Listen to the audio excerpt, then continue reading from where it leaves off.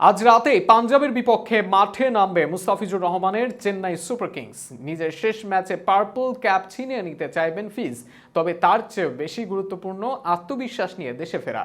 তবে আজকের ম্যাচে ফিজকে দিতে হবে 3 কঠিন পরীক্ষা। সেই 3 কঠিন পরীক্ষা কি কি তা নিয়ে বিস্তারিত থাকছে প্রতিবেদনে।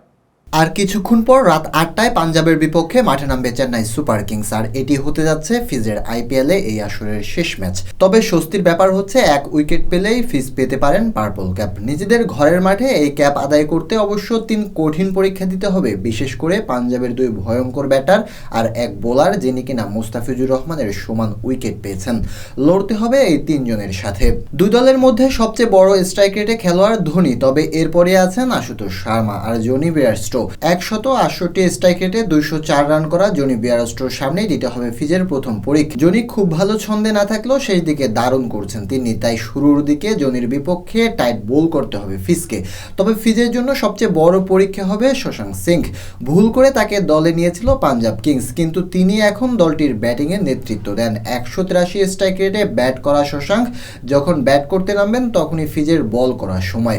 পাঞ্জাবের হয়ে সর্বোচ্চ রান করা এই ব্যাটারের বিপক্ষেই তাই সাবধান হতে হবে ফিজকে। কিন্তু ফিজের সবচেয়ে বড় প্রতিদ্বন্দ্বী 1 বোলার। টুর্নামেন্টে এখন পর্যন্ত 3 জন বোলার 14টি করে উইকেট নিয়ে শীর্ষে আছেন।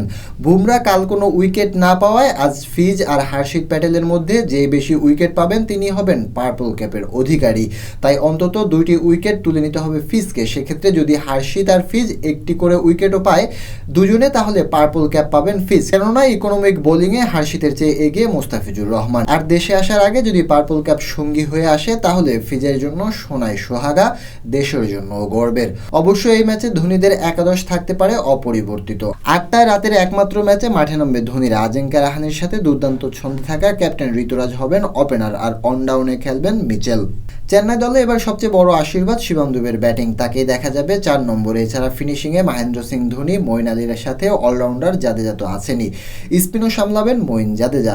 গত ম্যাচে হায়দ্রাবাদের টপ অর্ডার ভেঙে দেওয়া লোকাল বয় দেশপান্ডের সাথে ঠাকুর জাহারও থাকবেন বোলিংয়ের সাথে 2 death over specialist Mustafizur Rahman ও পাথিরানা।